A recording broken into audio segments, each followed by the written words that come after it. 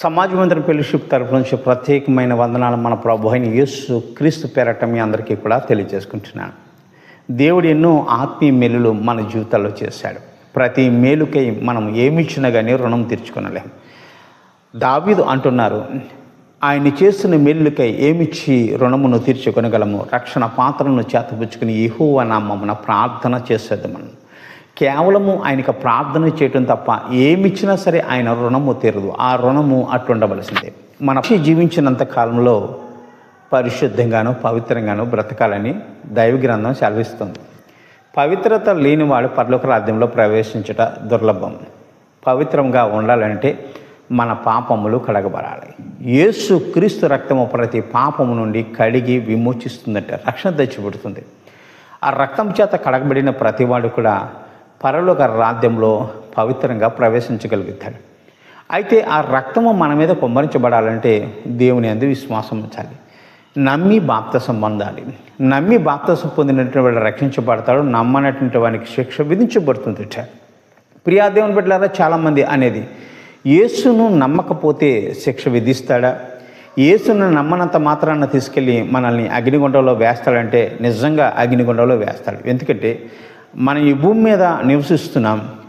మన దేశపు గవర్నమెంట్స్ మనకి కావాల్సినటువంటి రూల్స్ అండ్ రెగ్యులేషన్స్ ధర్మశాస్త్రాన్ని నియమించాయి, రాజ్యాంగాన్ని నియమించే. ఆ రాజ్యాంగబద్ధంగా మనందరం నడవాల్సి ఉంది. రాజ్యాంగానుసారంగా నడవకపోతే, గవర్నమెంట్ యొక్క మాట వినకపోతే నన్ను తీసుకెళ్ళి జైల్లో వేస్తారా అని అడగటం అనేది అవివేకం. అలాగే ఈ భూమి మీద మనుషులందరూ కూడా కొన్ని రాజ్యాలు ఏర్పాటు చేయబడి ఆ రాజ్యంలో రాజులుగాను అధికారులుగాను అధిపతులుగాను ఉన్నారు. ప్రతి ఒక్కరికి కూడా ధర్మశాస్త్రం అంటే రాజ్యాంగము వర్తిస్తుంది. అలాగే దేవుని రాజ్యానికి కూడా ఒక ధర్మశాస్త్రం ఉంది. ఈ భూమి మీద నివసించేటప్పుడు మన రాజ్యాల్లో ఉన్నటువంటి కట్టడలు నియమాలు ఉల్లంఘిస్తే ఖచ్చితంగా తీసుకెళ్ళి మనల్ని జైల్లో వేస్తారు. మనం చేసిన తప్పును బట్టి తగిన ప్రతిఫలము పొందుతాం, శిక్ష విధించబడుతుంది. అది 14 సంవత్సరాలు కావచ్చు, మరణ దండన కూడా కావచ్చు. అయితే పరలోక రాజ్యం నుంచి దింపబడిన ఆ ధర్మశాస్త్ర ప్రకారం మనందరము జీవించాలి. దేవుడు ఆజ్ఞాపించిన ప్రతి ఆజ్ఞ బట్టి, కట్టడను బట్టి మనం భయభక్తులు కలిగి భూమి మీద జీవించాలి. పొరుగువాన్ని ప్రేమించమని బైబిల్ చెప్తుంది. పొరుగువాన్ని ప్రేమించడం అంటే పొరుగువాని ప్రాణాలు తీయమని కాదు, పొరుగువాన్ని వేధించమని, పొరుగువాన్ని దోచుకోమని కాదు. పొరుగువాన్ని ప్రేమించటం అంటే పొరుగువాని కోసం ప్రాణం పెట్టడమే ప్రేమకున్న అర్థం. ఈ ప్రేమను భూమి మీద ఉన్న మనుషులందరి పట్ల చూపిస్తూ యథార్థంగా బ్రతకాలి. అన్యాయం మొదలుపెట్టి, దుర్మార్గతను మొదలుపెట్టి, దుష్టత్వాన్ని మొదలుపెట్టి సాత్వికంతో దేవుని వాక్యాన్ని అంగీకరించి ఆయన సన్నిధిని భయభక్తులు కలిగి జీవించమని, పొరుగువానికి హాని చేయకుండా బ్రతకమని ధర్మశాస్త్రం చెప్తుంది. ఒకవేళ దేవుని కట్టడలు మీరి, ఆజ్ఞలు మీరి మనం పాపం చేసినట్లయితే, దేవుని వాక్యాన్ని ఉల్లంఘించి మన ఇష్టానుసారం బ్రతికినట్లయితే, పొరుగువానికి హాని చేస్తూ ప్రపంచానికి ఒక కంటకుళ్ళకు తయారైతే, శాంతి సమాధానములు ఎదుటి వానిలో లేకుండా మనం ఎల్లప్పుడూ కూడా వారి జీవితాన్ని చిందరబందర చేస్తుంటే దేవుడు ఖచ్చితంగా ఆ రాజ్యంలోకి వెళ్ళినప్పుడు ఖచ్చితంగా నేను శిక్షిస్తాడు. భూమి మీద ఉన్నప్పుడు నీవు నమ్మి బాప్తిసం పొందితే, వాక్యాన్ని అంగీకరిస్తే ఆ వాక్యము నిన్ను పాపం చేయకుండా ఆపుచేస్తుంది. ఈ వాక్యమైన పాదములకు దీపమని దావీదు సెలవిస్తున్నారు. అవునండి, మనం పాపం చేయటానికి పరుగులు తీసిన ప్రతిసారి కూడా వాక్యం మనల్ని గద్దిస్తుంది. నా సహోదరుడా, ఈ చెడ్డ పని చేస్తున్నాం, ఇది తప్పు కదా అని వాక్యం గద్దించినప్పుడు ఆ చెడ్డ పని చేయకుండా మన కాళ్ళకు బంధాలు వేయబడతాయి. ముందుకు వెళ్ళి పాపం చేయడానికి తెగబడం. కాబట్టి వాక్యము మన పాదములకు దీపమై ఉండాలి. ఆ వాక్యాన్ని అంగీకరించమని దైవ గ్రంథంలో అనేకసార్లు చెప్తుంది.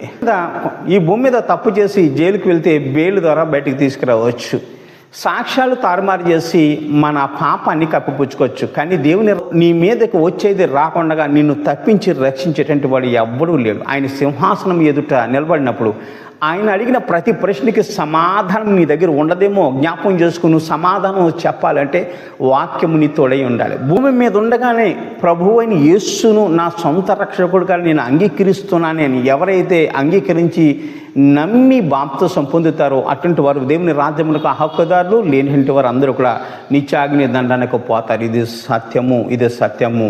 శరీరంతో జరిగించిన క్రియలు ఏవైతే ఉన్నాయో అవి మంచివైనా సరే చెడ్డవైనా సరే వాటి ప్రతిఫలం పొందినట్లు చెప్పినట్లుగా మనందరము క్రీస్తు న్యాయపీఠం ఎదుట ప్రత్యక్షము కావాల్సి ఉన్నది. కాబట్టి ప్రియులారా, వాక్యము అంగీకరించడం ఎంతో మేలు.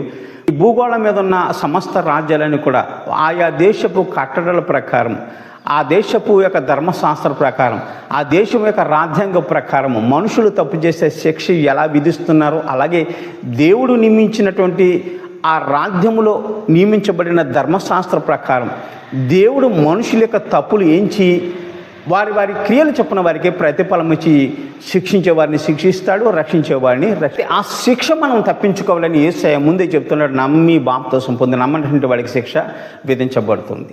యేసును నమ్మిన ప్రతివానికి కూడా నిత్య జీవము, సదాకాలం ఆయనతో ఉంటారు, వారికి మరణము లేదు. జీవము మరణము నీ ఎదురుగానే పెడుతున్నాను.